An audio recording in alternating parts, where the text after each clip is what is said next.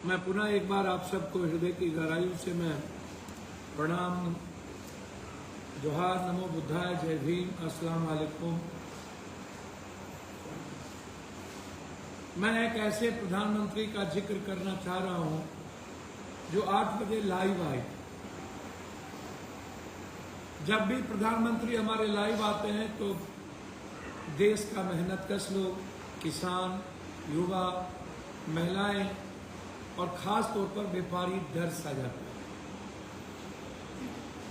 क्या प्रधानमंत्री जी के स्वयंभू आत्ममुग्ध प्रधानमंत्री जी खुद को आत्ममुग्ध, खुद को स्वयंभू भगवान बना लेना, समझ लेना और अपने सोशल मीडिया, अपने व्यापारी भाइयों के द्वारा लोगों पर हर विचारों को थोपने की प्रवृत्ति और देश को कमजोर करने की प्रवृत्ति लगातार 11 सालों से प्रयासरत है। मैं कुछ बात कहने के पहले अटल बिहारी वाजपेयी जी की बात को दोहराना चाहूँ। मैं बार बार इंदिरा गांधी जी की उस स्पीच को आप सबके सामने मैंने शेयर किया। मुल्क आज इंदिरा गांधी को याद करता है। आज इंदिरा गांधी जी के बारे में दुनिया में चर्चाएं होती हैं। जब हमारे मुल्क को मजबूत और आत्मस्वाभिमान और स्वावलंबी तरीके से एक मजबूत अर्थशास्त्र के रूप में देखने को दुनिया को मौका मिलता है तो इंदिरा गांधी जी जरूर हमारे जीवन में एक बार हमारे विचारों में, यादों में आती है। मैं मानता हूँ इंदिरा होना मुश्किल। अटल जी ने सदन में इंदिरा जी को दुर्गा कही थी, चंडी कही थी। उन्होंने कहा था हमें भारत को गर्व है और भारत को अटल जी पर भी गर्व। अटल जी का सम्मान निश्चित रूप से भारत के लोग करते हैं। इस अंधभक्तों को अटल जी के उन विचारों को याद रखना चाहिए। वैसे मैं मानता हूं कि अटल जी के विचारों को खत्म करने में हमारे वर्तमान के प्रधानमंत्री ने कोई कसर बाकी नहीं रखी। मैं ऐसा मानता हूं कि प्रधानमंत्री जी स्वदेशी विचार को भी खत्म कर दी। जिस आर्थिक आजादी की बात हमारे पूर्वजों ने की थी, सुभाष चंद्र बोस से लेके नेहरू, गांधी से लेके सरदार पटेल, लाला लाजपत राय, झांसी की रानी, भगत सिंह, चंद्रशेखर आजाद, अब्दुल कलाम, मौलाना आजाद, ऐसे लोगों ने, शरीफों ने, जुब्बा सहनी, ना जाने ऐसे कितने वीर पुरुष, कर्म पुरुष, साहित्य पुरुष, क्रांति पुरुष ने इस दुनिया में भारत के आत्मस्वाभिमान को ऊंचा किया। लेकिन क्या कारण है कि 11 सालों के अंदर हमने कभी अपने देश के बारे में नहीं सोचा, हम अपने राष्ट्र के बारे में नहीं सोचा, हम इस राष्ट्र में 140 करोड़ लोगों के न्याय के बारे में नहीं सोचा, उसकी खुशियां के बारे में नहीं सोचा, उन्हें हमने मुस्कुराने का अवसर नहीं दिया, उन्हें एक अच्छी जिंदगी नहीं दी, उन्हें अपनी जिंदगी के बारे में सोचने का मौका नहीं दिया। हम बांटते चले गए। हम कभी साउथ, कभी नॉर्थ, कभी हिंदू, कभी मुसलमान, कभी बैकवर्ड, कभी फॉरवर्ड। हम हर तरह की ऐसी अमर्यादित बात करते चले गए। कभी गाय, कभी गोरू, कभी गंगा, कभी छिपकली, कभी कब्रिस्तान, कभी शमशान, कभी ईद, कभी बकरीद, कभी इस तरह की प्रवृत्ति जब आप देखेंगे तो आपको पता चलेगा कि हमारा मुल्क कभी अर्थव्यवस्था पर बातचीत नहीं किया। मनमोहन सिंह जी और नरसिम्हा राव के बाद हम भूल गए कि हमें एक अच्छी जिंदगी जीने का रास्ता चाहिए। हम भूलते चले गए और हम नफरत को आधार बनाए, हम सियासत करने को ही एक आधार बनाए। या नेता राजनीति तो कर लेते हैं, चुनाव लड़ लेते हैं, चुनाव लड़ने आ जाता है, लेकिन इन नेताओं के भीतर जिगरा नहीं, न लड़ने का जिगरा है, न भारत के निर्माण का जिगरा है, न राष्ट्र के प्रति प्रेम है, न इस देश के 140 करोड़ लोगों के प्रति प्रेम, न गरीब के प्रति प्रेम। इसीलिए मैं इस बात को कह रहा हूं। अभी मैंने 20-22 मिनट के स्पीच को सुना, भाई नरेंद्र मोदी जी ने जिस तरीके से स्पीच दी, मैं अपने बिहार और देश के लोगों को वह बात याद दिलाना चाहूंगा जब हमारे अटल जी ने इंदिरा गांधी के बाद जब अमेरिका के राष्ट्रपति ने कहा था कि आप आइए हम एक पंचायत करना चाहते हैं पाकिस्तान के प्रधानमंत्री को, मैंने बुला लिया। अटल जी ने कंप्लीट रिफ्यूज कर दिया और जाने से मना कर दिया। क्या अंधभक्तों को यह भी पता नहीं कि अटल जी ने अपने देश के साथ गद्दारी नहीं की? मैं मानता हूं कि पप्पू यादव बागी हो सकते लेकिन गद्दार नहीं हो सकते। कौन है ये गद्दार? मेरे भीतर बागी होने की जज्बा है, मेरे भीतर सच कहने की ताकत है, लेकिन मैं यह जरूर कहना चाहूँ, इस देश के नेता जो अपने मुल्क से गद्दारी करते, अपनी वतन से, अपने राष्ट्रवाद से गद्दारी करते, जो कुर्सी के लिए न जाने अपने देश के संविधान और लोकतंत्र के साथ खेलते हैं। आप कभी सोचिए, यह है डोनाल्ड ट्रंप का वो बयान, मेरे प्रशासन ने भारत और पाकिस्तान के बीच तत्काल युद्ध विराम कराने की मदद की। मुझे लगता है कि अस्थायी युद्ध विराम होगा। भारत और पाकिस्तान का नेतृत्व अधिक था। मैंने कहा कि युद्ध नहीं रुकेगा तो व्यापार नहीं करें। सोचिए, हमारे स्वाभिमान को, हमारी शांति का क्या मतलब है? मैं हमेशा कहता हूं कि शांति का रास्ता क्रांति के रास्ते से ही गुजरता है।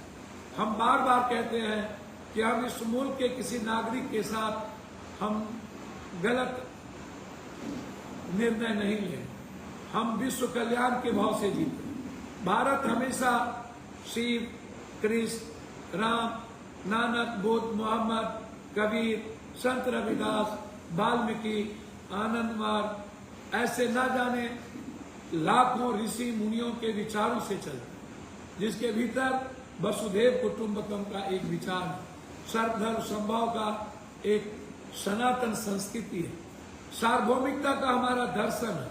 हम हमेशा इस मानव कल्याण के रास्ते की ओर बढ़ते गए। बुद्ध पूर्णिमा की कल्पना जब हमारे देश के प्रधानमंत्री के शब्दों से और उनकी वाणी से निकलती है तो उन्हें याद रखना चाहिए बुद्ध की वो पंक्ति, अपो दीपो भवा। जब हम किसी शांति की बात करते हैं तो हमें संगच्छध्वम संबद्धध्वम की बात याद कर लेनी चाहिए।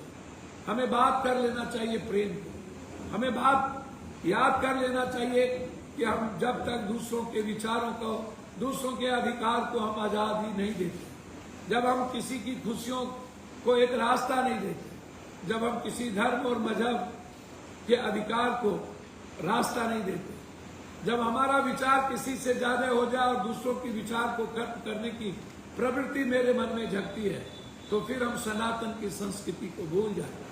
फिर हम बुद्ध की कल्पना नहीं करनी चाहिए।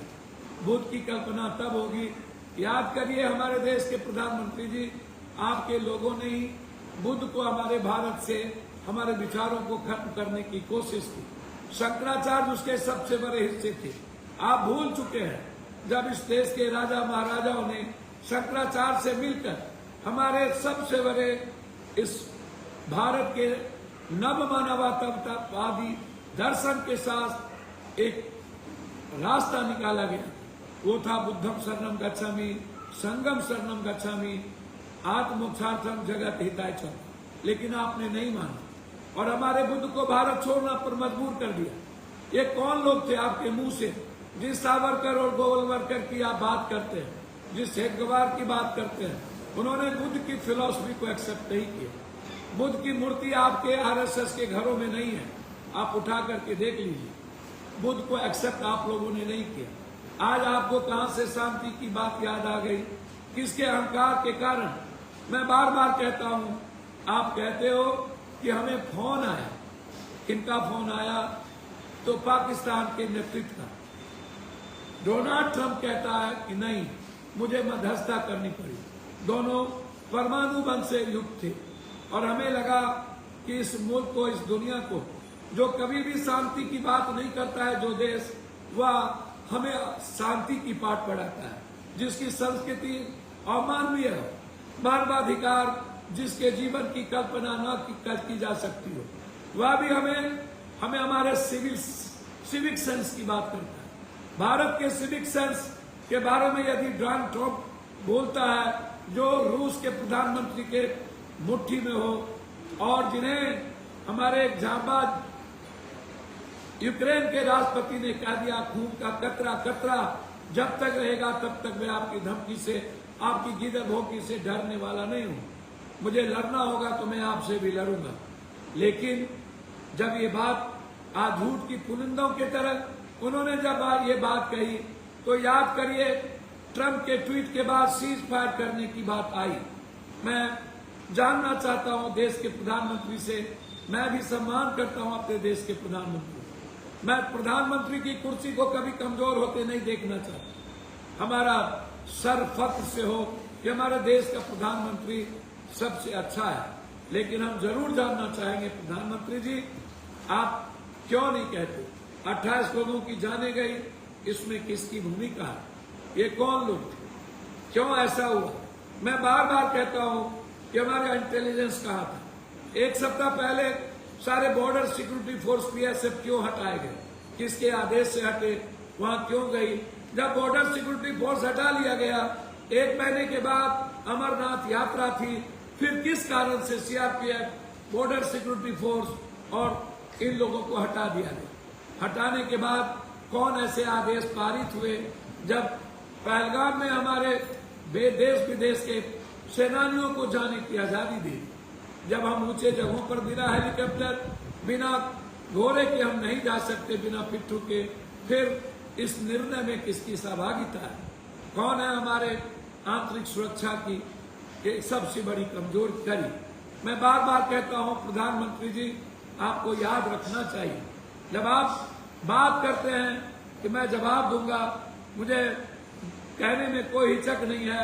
बेंगलोर ब्लास्ट 28 दिसंबर 2014, जम्मू हमला 20 मार्च 2015, मणिपुर हमला 4 जून 2015, गुरदासपुर हमला 27 जुलाई 15, पठानकोट हमला 2 जनवरी 16, पंपोर हमला 25 जून 16, काकोरझार हमला 5 अगस्त 17, उड़ी हमला 18 दिसंबर 16, बारामूला हमला 3 अक्टूबर 16, हंदवार हमला 6 अक्टूबर 16, नगर कोटा आर्मी बेस हमला 29 दिसंबर 16, सुकमा हमला 24 अप्रैल 17, भोपाल उज्जैन पैसेंजर ट्रेन बम विस्फोट 7 मार्च 17, अमरनाथ यात्रा पर हमला 11 जुलाई 17, संजुवान हमला 10 फरवरी 18, दंतेवाड़ हमला 9 अप्रैल 19, गढ़चिरौली नक्सली बमबारी 1 मई 19, सुकमा हमला 13 मार्च 18, पुलवामा हमला 14 फरवरी 19, जम्मू बस स्टैंड ग्रेनेड विस्फोट 7 मार्च 19, कश्मीर हमला 12 जून 19, डिब्रूगढ़ 4 बार बम विस्फोट, असम 26 जनवरी 20, HMT श्रीनगर आतंकी हमला 26 नवंबर 20, हैलाकांडी असम बम विस्फोट 3 फरवरी 11, सुकमा बाजीपुर हमला 3 अप्रैल 21, जम्मू ड्रोन हमला 27 जून 2021, बांदीपुर कश्मीरी आतंकी हमला 4 अगस्त 21, दीमा हसाओ आतंकी हमला असम 27 अगस्त 21, पूंछ रजौरी हमला 20 अप्रैल 23, दंतवाड़े बम विस्फोट 26 अप्रैल 23, अनंतनाग आतंकी हमला 23 दिसंबर 23। प्रधानमंत्री जी, मैं बहुत दुख के साथ आपसे पूछना चाहूंगा, गुरदासपुर से लेकर के आप अभी तक कितने लोग मरे, इस पर आपको चर्चा करनी चाहिए। मुझे कभी कभी आश्चर्य होता है जब आप हमेशा पाकिस्तान के नाम से अपनी सियासत को जिंदा रखना चाहते हैं। हमारा मुल्क हमेशा शांति खोजता है और हमेशा हम अपनी जिंदगी को जीना चाहते हैं। आप बार बार कहते हैं हमने 100 अधिक खूंखार आतंक का घाट उतार दिया। ये आज की बात नहीं है। मैंने जितने आपको नाम लिया हमलेवार का, आप हमें बताइए कि आप कितने बार अभी तक इतने घटनाओं के बाद आपने पाकिस्तान के आतंकवादी पर हमला किया। मैं मानता हूं कि आतंकवादी के पास वहां के सेना और वहां की सरकार से ज्यादा पैसा है। यह भी मैं मानता हूं सेना वहां की सरकार और आतंकी को चलाता है। मैं यह भी मानता हूं और दुनिया मानती है, पाकिस्तान हो या कोई भी मुल्क इस आतंकवादियों से परेशान है या अपने मुल्क की भी बात नहीं करता है या सिर्फ अपने अहंकार की बात करते हैं। हम इस बात को जरूर कहना चाहेंगे, जो भी सरकार, जो भी सेना यदि आतंकवादियों को साथ देती है तो निश्चित रूप से उसके खिलाफ जंग लड़ने की जरूरत है, उसको मिटा देने की जरूरत है, उसे खत्म करने की जरूरत है। मैं सही मानता हूं, आप बार बार कहते हैं कि मुंहतोड़ जवाब दिया, दुस्साहस किया। सिंदूर आतंक के खिलाफ भारत की नीति थी। प्रधानमंत्री जी, जितने हमले हुए, क्या उस वक्त आपको सिंदूर याद नहीं आया? क्या आप भूल गए इतने हमले में हमारी कितनी बेटियों की सिंदूर गई, कितनी मां की सिंदूर गई? आप न्यूक्लियर आप कहते हैं नहीं डराते। मैं हमेशा आग्रह करता हूं कि आतंकी सरपरस्त सरकार दुनिया में सबके लिए खतरा है।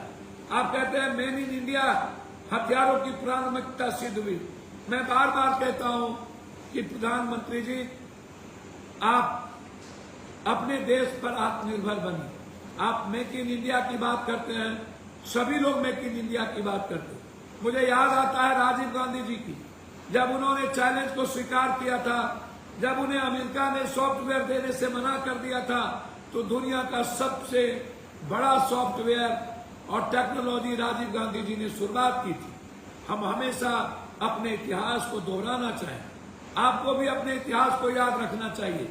इतिहास पुरुष को कभी गाली नहीं दिया जाता। आप 11 सालों से हर इतिहास पुरुष को गाली देते रहे। कभी नेहरू को आप दोषी ठहराते गए, कभी आप 17 साल जेल में नहीं भोगी हुए हैं। आप कभी गांधी को, क्या याद करिए, गांधी को मारने वाले नाथूराम गोडसे के साथ आप सबके वैचारिक रिश्ते क्या है? क्या आप गांधी को मानते हैं? क्या आप भगत सिंह को मानते हैं?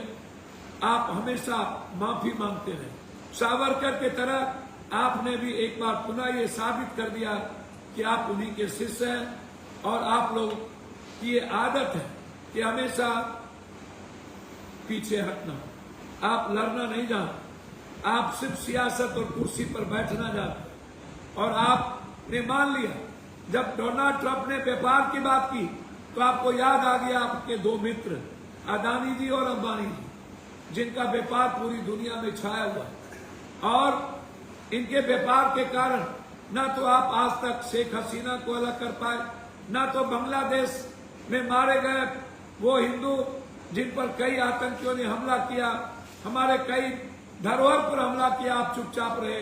श्रीलंका के चीफ ने कहा कि मैं भी हमला कर सकता हूं, करूंगा, आप चुपचाप रहे। चाइना को कभी जवाब नहीं मिली। चाइना हमेशा हमारी जमीन को हथियाता है। चाइना ओपन खुल करके पाकिस्तान का साथ दिया। अमेरिका हमेशा आप कहते रहे मेरा दोस्त है। प्रधानमंत्री जी, ये दुनिया जानना चाहती है ये आपका कैसा दोस्त है।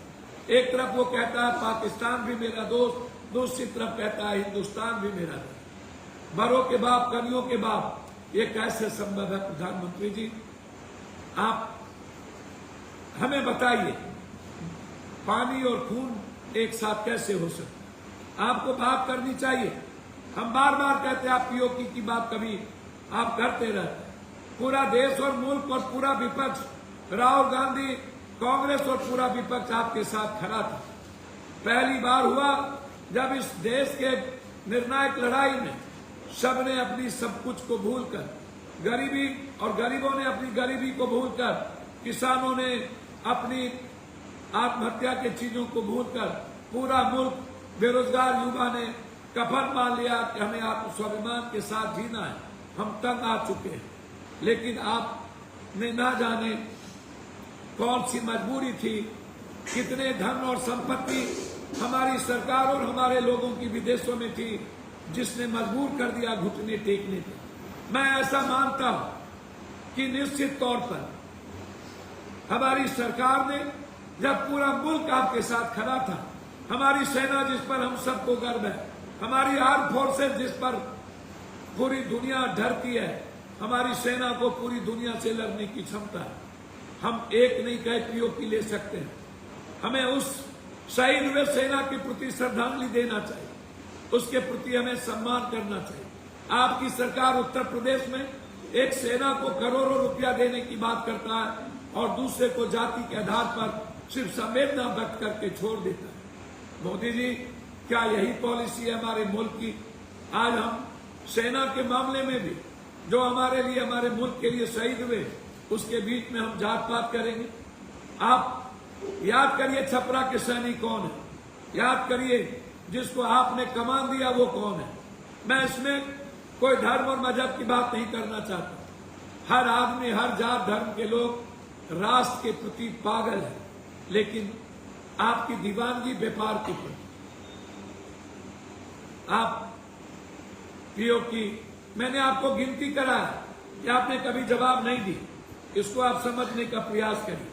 प्रधानमंत्री जी, मैं कई बार आपसे कहा और आप उस बात को मानने को तैयार नहीं है। आप 9 जून को जब मैं गिनती कराने लगूंगा, उड़ी में कितने लोग मरे, 19 से 30 लोग, कितने कहां मरे, वो मेरे पास आंकड़े हैं और उसमें बहुत लंबा समय लग जाएगा। 4 मई को सीजफायर की हुई। मैं बार बार 21 दिसंबर को पुलिस वाहन पर घातक हमला, ये सवाल उठता है और ये सवाल प्रश्न है कि पुलवामा में कहां से आए हमारे 3 क्विंटल बारूद, रास्ता क्या था, और वो 3 क्विंटल बारूद हमारे मुल्क को कहां ले गया? पुलवामा में हम लोगों ने क्या किया? पुलवामा में हम लोगों ने सियासत की और इस मुल्क को बांट दिया और हम पुलवामा के नाम पर राजनीति करने लगे और पुनः पहलगाम की बारी आई। आप आज भी, आपने कहा धर्म के बारे में, प्रधानमंत्री जी, यदि अभी भी आप जिस तरह की भाषा का प्रयोग करते हैं और हमारे देश के मुल्क को बांटना चाहते हैं, इतने शहीद के बाद, सोफिया के निर्णय के बाद, छपरा की शहीदत के बाद, और आज भी जब पूरी दुनिया मुल्क हमारा दलित, हिंदू, मुसलमान, सिख, ईसाई, नॉर्थ साउथ सब इस मुल्क के साथ खड़ा हो पागलों की तरह, तब आप यदि आज भी अपने भाषण में धर्म का नाम लेना नहीं भूले। मैं समझता हूं जो जाति और धर्म का नाम लेकर के अपनी राजनीति और सियासत करता हो, उससे बड़ा कायर, कमजोर इंसान कोई नहीं हो सकता। मैं डरपोक हूं जब कोई सहारा ले। मुझे सहारा लेने का जब वक्त आएगा, या तो मैं मरूंगा या तो मैं मारूंगा। मैं मरूंगा और मारूंगा के तर्ज पर पैदा हुआ हूं। मुझे भीख मांगने की आदत नहीं, मुझे किसी के सहारे की आदत नहीं। सियासत के लिए मुल्क को बांटा नहीं जा सकता, कुर्सी के लिए इंसानियत को खत्म नहीं किया जा सकता, सियासत के लिए संविधान के विचारों को दरकिनार नहीं किया जा सकता। बाबा साहब अम्बेडकर, याद करें, सरदार पटेल, आप सबको भूल जाए। आप भूल जाते हैं विवेकानंद के स्वावलंबन। प्रधानमंत्री जी, मैं फिर आपसे कहना चाहता, आज आपको ऐसी क्या जरूरत पड़ गई? इतनी शहादत के बाद उन्हें हिम्मत कैसे? आप बार बार कहते हैं मैंने ये किया वो किया। मैं अपने सेना पर मुझे गर्व, मैं ये नहीं भूल सकता हूं कि हमारे सेना ने कोई कमजोरी नहीं। हमारे सेना में पाकिस्तान के आतंकवादी और उस नापाक गठबंधन सेना और सरकार को खत्म करने की ताकत। इसमें किसी नेता और किसी के निर्णय की जरूरत। हमारे सेना की बेड़ियां बांधी, कहीं से ट्वीट हुआ और हमारे सेना के सेनापति जान नहीं पाए। आप बार बार हवा बनाए, 15 दिनों तक आप चुप रहे। 15 दिनों के बाद आपने ट्वीट किया कि हम सीडीएस और तीनों सेना के साथ बैठक करें। इसकी क्या जरूरत? फिर आप तीनों सेना के द्वारा लगातार प्रेस कॉन्फ्रेंस। हमारे सेना को आप स्वतंत्र क्यों नहीं? सबके मन में एक ही भावना थी पीओ की, और आप आज आकर के, प्रधानमंत्री जी, मैं आपसे एक बात पूछना चाहता हूं। जब कोई गोली मारने जाता है या कोई डकैती चोरी करता है या कहीं पर हमला होता है या दो समुदाय के बीच झगड़ा होता है, क्या वो कलमा पढ़ाने की बात करे? क्या वो कपड़े खोल के जात और धर्म देखेगा? क्या वो धर्म पूछेगा? जहां गोली चलती है वहां जाति नहीं पूछती, वहां धर्म नहीं पूछता। बस मारने के बाद वो भागना सोचता। ये किसने देखा? कौन सी आपकी मीडिया ने देखी? पुलवामा में आपकी एक गोदी मीडिया ने क्या बना दिया? प्रधानमंत्री जी, यह गोदी मीडिया तो कभी कह दिया शहबाज भाग गए, कभी कह दिया शहबाज को निकाल लिए, कभी कह दिया वहां के आर्मी चीफ मारे गए, कभी कह दिया इस्लामाबाद को मिटा दिए। क्या आपको अभी भी दुख नहीं होता? शहबाज भाग गए, शहबाज ढूंढ लिए, इस्लामाबाद मिट गई, 90% 10 शहरों पर कब्जा कर लिए। आपको दुख नहीं होता इन गोदी मीडिया से? पुलवामा में सबसे पहला ट्वीट करने वाला आपकी गोदी मीडिया अर्नब गोस्वामी, उस पर कार्रवाई नहीं। बार बार हमारा देश जानना चाहता ये 47 पहलगाम में कहां से है, किस रास्ते से, कौन लाए, कौन पहुंचा? हमारे देश के अंदर कौन आस्तीन का सांप है, कौन छुपा हुआ है हमारे मुल्क को कमजोर करने? क्या हमें इसकी जांच नहीं होनी चाहिए? क्या आप इसको स्वीकार नहीं करेंगे? और फिर आकर के आपने वही राग अल्पना शुरू कर दिया अपनी गलती को छुपाने के लिए। 4 दिनों के अंदर आप बिना सोचे समझे और सेना को विश्वास में लिए आप ट्रंप के आदेश पर व्यापारियों के पैसे को बचाने के लिए आपने अपने मुल्क के बारे में एक बार नहीं सोचा। और फिर आप कह रहे हैं अभी रोका गया, अमेरिका कह रहा है अस्थायी, आप कह रहे हैं अभी रोक के हमला होगा तो फिर देखें। ये कमजोर आदमी की निशानी है। सीखिए अपने पुराने इतिहास। इसीलिए जब मैं आपका एक एक चीज याद करता हूं, मुझे बहुत कुछ आज नहीं कहना है, मैं सिर्फ इतना कहना चाहूंगा, प्रधानमंत्री जी, इतने हमले के बावजूद आपने कभी बदले आतंकवादियों को खत्म नहीं किया। पहलगाम के बाद हमारे सैनिक ने कुछ हमले करके आतंकवादी की जगह और पुलवामा के बाद करने की कोशिश की, खत्म भी हुए। हमें गर्व है, हम कभी अपने सैनिक के अलावा दूसरे चीजों पर गर्व नहीं कर सकते। हमारा सेना और हमारा देश के भीतर यदि जिगर और जज्बा नहीं होता, यह नेता, ये गद्दार लोग कब के हमारे मुल्क को खत्म कर दिया हो। इसीलिए अभी भी वक्त है हम सबको मिलकर अपने मुल्क के बारे में सोचें, अपने मुल्क के 140 करोड़ लोगों की जिंदगी के बारे में सोचें, हवा के बारे में सोचें, रोजगार के बारे में सोचें। आप कभी नहीं सोचते, आप भूल जाते हैं नोटबंदी को जिसमें लाखों लोग मरे, आप भूल जाते हैं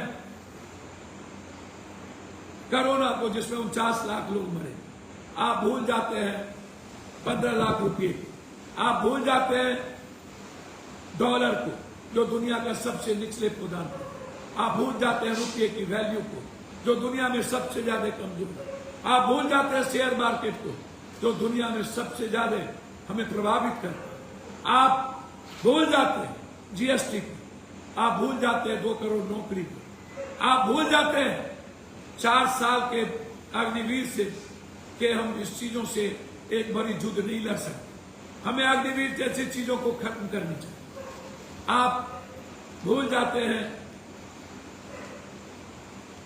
कि हमें पुरानी पेंशन को लागू करना चाहिए, हमारे भीतर लड़ने का जज्बा होना चाहिए। इसीलिए प्रधानमंत्री जी, हमें अधिक से अधिक सैनिक पर की बहाली करनी चाहिए, क्योंकि आज भी लाखों सैनिक की बहाली कोरोना के बाद आप नहीं कर पाए।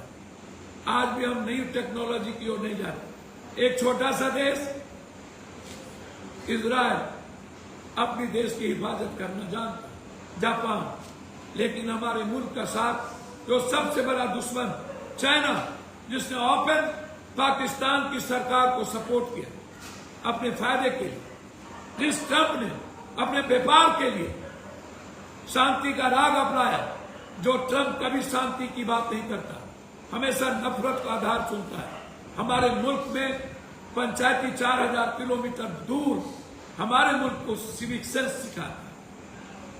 प्रधानमंत्री जी, आपसे एक आग्रह करें, यदि आप में अभी भी गैरत बची है अभी भी आपके भीतर आत्मस्वाभिमान है तो सेना को यह कहिए कि यदि पाकिस्तान की सरकार और सेना आतंकवादियों को सपोर्ट करती है तो कहीं हमला की जरूरत नहीं है, हमें हर कीमत पर पीओके कीजिए। और दूसरा, अंत में मैं आपसे हाथ जोड़ के आग्रह करता हूं, प्रधानमंत्री जी, धर्म और नफरत की राजनीति छोड़ दीजिए, अभी भी सीखिए। मुल्क आपके साथ है, विपक्ष आपके साथ। इंदिरा गांधी जी ने कभी नफरत, धर्म और मजहब की राजनीति नहीं की। इंदिरा गांधी पर दुनिया को गर्व है। इंदिरा गांधी आज भी दुनिया के लिए एक सीखने की ताकत है। 71, 72 हर लड़ाई को मैं देखता हूं तो हम अपने इतिहास पर गर्व करते हैं। यह इतिहास कैसे, क्या चाइना ने जब इतना सपोर्ट कर दिया तो मैं आपसे आग्रह करना चाहूंगा प्रधानमंत्री जी, चाइना के हर व्यापार को भारत से बंद कर देना चाहिए। मुल्क से चाइना के व्यापार को खत्म कर देना चाहिए। हमारी ही जमीन से पैसा कमाता है चाइना, हमारी आदमी से पैसा, हमारे ही जनता से पैसा कमाकर हथियार कर खरीद कर कभी श्रीलंका, कभी मेरी जमीन हपाता है तो कभी पाकिस्तान को सपोर्ट करता है। इसलिए यदि हमारे भीतर हिम्मत है तो चाइना के व्यापार को बंद कर हमें अपने आत्मनिर्भर व्यापार के बाद आप यदि करते हैं न्यू इंडिया, तो हमें न्यू इंडिया के लिए चाइना का व्यापार को खत्म करना सख्त जरूरत है। यह मुल्क चाहता है और इस मुल्क में हमें आत्मनिर्भर, आप स्वावलंबी होना चाहिए। आप सिर्फ आत्मनिर्भर अदानी और अंबानी को न बनाइए, आप व्यापारी के लिए आप मुल्क के स्वाभिमान को मत बेचिए। यही मैं आग्रह करना चाहूंगा। आपके प्रति सम्मान है, आप आगे बढ़िए, मुल्क आपके साथ है। बहुत बहुत धन्यवाद। नमस्कार, प्रणाम, जय भीम, नमो बुद्धाय।